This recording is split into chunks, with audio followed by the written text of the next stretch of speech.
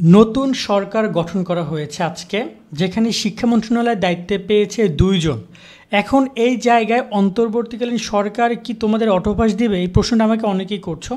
তোমরা কিন্তু তোমাদের জায়গা থেকে চেষ্টা চালিয়ে গেছো, এমনকি আমরা আমাদের জায়গা থেকে চেষ্টা চালিয়ে গেছি। বিভিন্ন বিবৃতি, তোমাদের বিভিন্ন ইনফরমেশন যখন যেটা দরকার সেটা আমরা দিয়েছি। এমনকি এক প্রকার অটোপাসের বিষয়টি আমরা প্রথম সামনে এসেছিলাম যে শিক্ষার্থীরা এই অবস্থায় তাদেরকে বিপদে না ফেলে অটোপাসের বিষয়টি দেওয়া উচিত। তো সর্বশেষ আসলে এখন যেহেতু নতুন সরকার গঠন হয়েছে এবং এখানে শিক্ষা মন্ত্রণালয় নির্ধারিত ব্যক্তিগণ দায়িত্ব পেয়েছে, কারা কারা পেয়েছে সেটা তো বলছি। তাহলে অটোপাস দিবে কি না, প্রথমত দেখো অটোপাসের ব্যাপারটা কিন্তু বাংলাদেশে একদম নতুন না, এর আগে করোনার সময় দিয়েছে। এখন যে পরিস্থিতি তাতে কিন্তু করোনার থেকেও খারাপ। মূলত 3টা কারণে তোমাদের অটোপাসের বিষয়টা সামনে এসেছে, আমি আবারও একবার বলে দিচ্ছি। তার মধ্যে একটা হচ্ছে তোমাদের পরীক্ষা বারংবার স্থগিত করেছে, এখনও পরীক্ষা অনির্দিষ্টকালের জন্য স্থগিত, কবে পরীক্ষা হবে তার কোনো ঠিক নেই। দ্বিতীয়ত তোমাদের অনেকগুলো পরীক্ষার প্রশ্ন পড়ে গেছে। তৃতীয়ত তোমাদের অনেকগুলো খাতা পড়ে গেছে, যেগুলো উত্তরগুলো লেখা ছিল, যেগুলো মূল্যায়ন করা হয়নি। তো এই জায়গায় এখন তারা কি করবে? এখন বর্তমানে আমরা যদি সরকারের যে কাঠামোটা দেখি, সেখানে আমাদের এখানে প্রধান উপদেষ্টা ডক্টর মোহাম্মদ ইউনূস, তিনি এখানে শিক্ষা মন্ত্রণালয় দেখতে পাচ্ছ 4 নম্বরে, তিনি কিন্তু এই প্রজ্ঞাপনের মাধ্যমে দেখতে পাচ্ছি তিনি শিক্ষা মন্ত্রণালয়ের দায়িত্ব পেয়েছেন, মন্ত্রণালয় এবং বিভাগ। এবং এখানে কিন্তু প্রধান উপদেষ্টা তিনি আরও অনেকগুলো মন্ত্রণালয় পেয়েছে। মূল বিষয়টা হচ্ছে যে এখানে আদিলুর রহমান খান তিনি শিক্ষা মন্ত্রণালয়কে চালাবে, তার সাথে এখানে তিনি হচ্ছে ডক্টর ইউনূসের সাথেও কথা বলে, তার সাথে পরামর্শ করে এই বিষয়গুলো নিয়ে আলোচনা করে চালাবে। টোটাল এখানে ডক্টর ইউনূস প্রায় 27টি মন্ত্রণালয়ের দায়িত্বভার নিয়েছেন। তাহলে এখন আসলে কি করবে তারা? দেখো এখানে আমি তোমাদেরকে সিম্পল একটা অ্যান্সার দিয়ে দেই, এত প্যাঁচাইয়া না প্যাঁচাই। মূল বিষয়টা হচ্ছে যদি তোমাদের সমস্যাগুলো তোমরা আগে এখানে তো সরাসরি এখানে যে সরকার প্রধান যারা হচ্ছে তাদেরকে জানাতে তোমরা পারবে না, আগে বোর্ডকে অবহিত করতে হবে, সামাজিক যোগাযোগ মাধ্যমকে অবহিত করতে হবে, ঠিক আছে? যদি পারো সমন্বয়কদেরকে অবহিত করো, মানে এটা নিয়ে একটু জোর গলায় এবং এখানে প্রতিবেদন করতে হবে ভালো করে বিভিন্ন নিউজ মিডিয়ার মাধ্যমে যে তোমরা এই সংকটকালীন সমস্যার মধ্যে রয়েছো, তোমাদেরকে যেন তারা সহযোগিতা করে।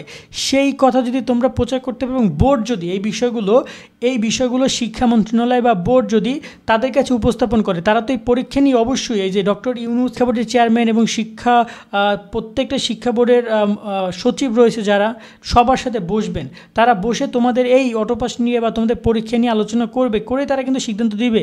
সো তারা যদি উপস্থাপন করে তাহলে কিন্তু তারা একটা সিদ্ধান্ত দিতেও পারে তোমাদের নিয়ে, যেহেতু তোমাদের অনেকগুলো পরীক্ষা মূল্যায়ন তারা করেছে অলরেডি পরীক্ষা দিয়ে, বাকিগুলো নাও মূল্যায়ন করতে পারে। এক্ষেত্রে সম্ভাবনাটা এমন না যে আমরা যদি বলি, অনেকে বলতেছি ইউনূস এসেছে তিনি আর মনে হয় না যে দিবেন, সেক্ষেত্রে নাও দিতে পারে। যদি তিনি মনে করেন যে দিতে দরকার নেই তাহলে তিনি দিবেন না, কিন্তু দিলে শিক্ষার্থীদের উপকার হতো, এটা একটা মূল কথা।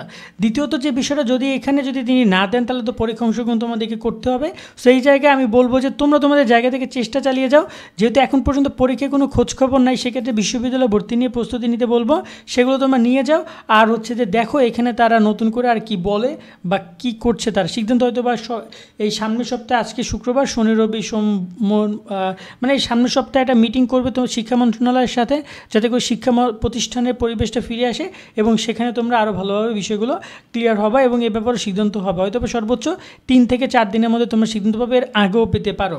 সো অটোপাস দিতেও পারে, নাও দিতে পারে। গ্যারান্টিটিক ব্যাপারটা এই যে যদি তোমরা শিক্ষা মন্ত্রণালয়কে অবহিত করতে পারো এবং তারা যদি তোমাদের বিষয়টা প্রস্তাবটা উপস্থাপন করে এই উপদেষ্টাগণের কাছে, ঠিক আছে, তবে এটা একমাত্র সম্ভব হবে। আবারও বলছি, যদি একমাত্র বোর্ডের কর্মকর্তা বা এবং যারা তাদের সাথে মিটিং করবে শিক্ষা মন্ত্রণালয় এবং শিক্ষা বোর্ডের চেয়ারম্যান, তারাই একমাত্র এই জিনিসটা করতে পারে।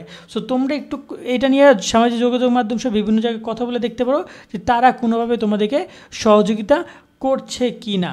মজাটা ব্যাপার শুধু ঢাকা বোর্ডে আগে অনেকগুলো শেখ হাসিনার ছবি ছিল, এখন একটা ছবিও নাই, খুব খালি খালি লাগতেছে ঢাকা বোর্ডের চিত্রটা। তোমাদের কাছে কেমন লাগতেছে আমাকে একটু জানিও। ঢাকা বোর্ডের ওয়েবসাইট তো পুরো বাপমাহীন মনে হচ্ছে, যে আগে তো অনেকগুলো প্রধানমন্ত্রীর ছবি ছিল, কোনো স্টুডেন্টের ছবিই পাইতো না, মনে হতো এটা প্রধানমন্ত্রীর বোর্ড, এখন মনে হচ্ছে কিছুটা স্টুডেন্টের বোর্ড, বুঝছো? আজকের মতো আমরা এখানে বিদায় নিচ্ছি। তোমাদের কি মতামত কমেন্টে জানিও। আল্লাহ হাফেজ।